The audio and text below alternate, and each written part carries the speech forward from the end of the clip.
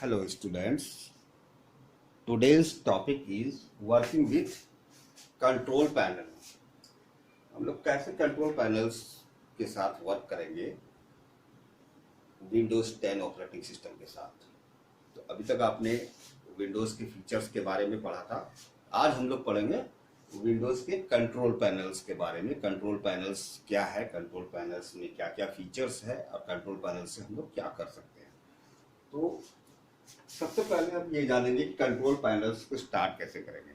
To start a control panel, click on start button, all apps, click on all apps, then click on Windows systems, then click on control panel. A control panel windows will appear. In control panels windows, we see lots of topics in this Windows. ठीक है, लेकिन सबसे पहले जानेंगे control panel है क्या. Control panel is a system folder. ये computers का सिस्टम फोल्डर है जिसके थ्रू हम कंप्यूटर्स की सेटिंग्स को चेंज कर सकते हैं. कोई भी सिस्टम्स में कोई भी चेंजेस करना हो according to our preference, according to our requirement, we adjust our systems as per as our requirement. तो कंट्रोल पैनल के थ्रू हम अपने अनुसार सिस्टम्स के लुक्स को चेंज कर सकते हैं. तो कंट्रोल पैनल्स हमने ओपन कर लिया. कंट्रोल पैनल्स के अंदर हमने सबसे पहला देखा कि जो टूल्स है, लॉट्स ऑफ टूल्स है इधर. System and security tools, network and internet tools, hardware and sounds, programs, user accounts, appearance and personalization, clock, language, reason, used to access. अब हम जानेंगे सिस्टम एंड सिक्योरिटी के अंदर क्या होता है. सिस्टम और सिक्योरिटी के अंदर क्या कर सकते हैं हम. यदि कंप्यूटर्स का बैकअप लेते हैं, ठीक है, बैकअप यदि हम डेटा के साथ वर्क कर रहे हैं तो बैकअप लेंगे जरूर. और बैकअप वगैरह सारे फीचर्स जो है सिस्टम एंड सिक्योरिटी के अंतर्गत आता है. कि सिस्टम का हम सिक्योरिटी पर्पस के लिए हमें बैकअप चाहिए तो सिस्टम एंड सिक्योरिटी के अंतर्गत हम देते हैं.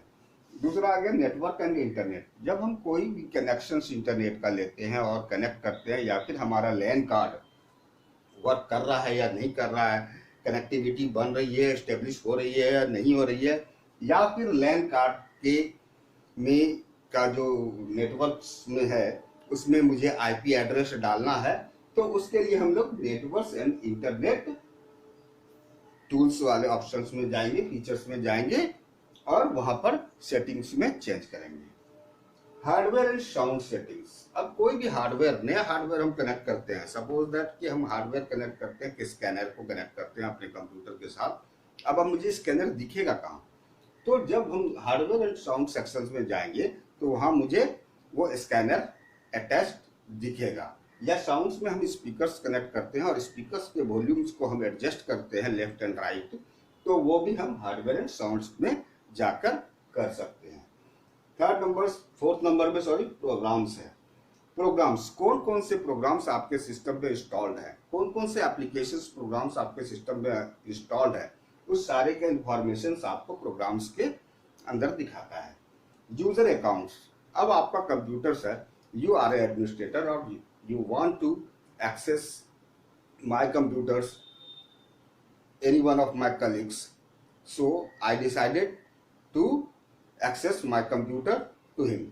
तो that particular accounts, यदि एडमिनिस्ट्रेटर अकाउंट से हमने अपने अकॉर्डिंग उसको सेटिंग कर रखी है, हमारा बहुत सारा इंपॉर्टेंट डेटा है डेस्कटॉप पे, तो हम क्या करेंगे, एक यूजर दूसरा अकाउंट्स बनाएंगे, गेस्ट यूजर अकाउंट्स या फिर लिमिटेड यूजर अकाउंट्स बनाएंगे और उसको राइट्स देंगे कि वो हमारे फाइल्स को सिर्फ रीड कर सकता है, डिलीट नहीं कर सकता, चेंज नहीं कर सकता.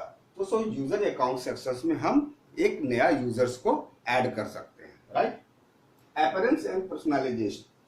अब अपीयरेंस एंड पर्सनलाइजेशन में क्या होता है, अब हमारा डेस्कटॉप स्क्रीन है, उसमें हम चाहते हैं कि मेरा डेस्कटॉप जो है ऐसा दिखे कि उसमें जैसे वो डेस्कटॉप कंप्यूटर में ऑन करूं उसमें मेरा पिक्चर्स दिखे, ठीक है, और थीम जो है ब्लू के बदला ब्लैक दिखे, ग्रीन दिखे, और कलर्स जो है मेटेलिक कलर्स दिखे या डार्क कलर दिखे, जैसा भी आप कलर्स उसमें ऑप्शंस होते हैं बहुत सारे, वो हम अपीयरेंस एंड पर्सनलाइजेशन में चेंज कर सकते हैं।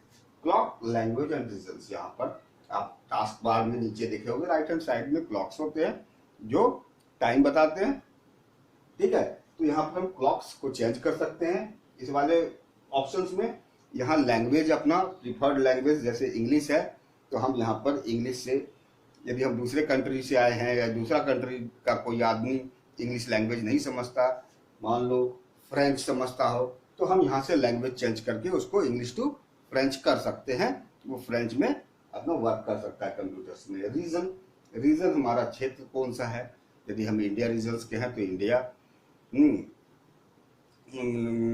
या फिर हम कहीं और दूसरे कंट्री से आए हैं या दूसरे कंट्री को सेट कर सकते हैं, तो दूसरे कंट्री का हम रीजन यहाँ पर पुट कर सकते हैं, चेंज कर सकते हैं अकॉर्डिंग टू आवर रिक्वायरमेंट।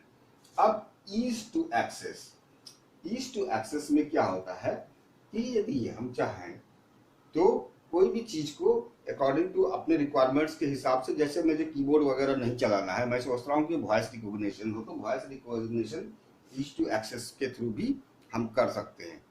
कोई भी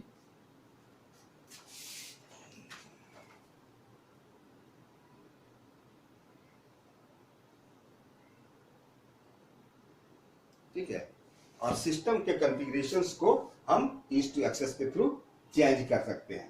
तो इस तरह से हम कंट्रोल पैनल्स के थ्रू, क्योंकि ये सिस्टम सॉफ्टवेयर है, उसके हिसाब से हम इसमें चेंजेस कर सकते हैं, ठीक है। अब इसी टॉपिक में से हमारे बुक्स में क्लास 6 के स्टूडेंट्स के लिए ये टॉपिक था, और क्लास 6 के स्टूडेंट्स को सिर्फ ये बताया गया है अपीयरेंस एंड पर्सनलाइजेशन और क्लॉक, लैंग्वेज और रीजन सेटिंग्स को कैसे चेंज करते हैं वो आप कर सकते हैं। जैसे मैंने बताया, इसके अंदर जाएंगे तो स्टेप बाय स्टेप आपको ऑप्शंस दिखेगा, उस ऑप्शंस के अकॉर्डिंग आप इसको इजीली चेंज कर सकते हैं, ठीक है। ओके।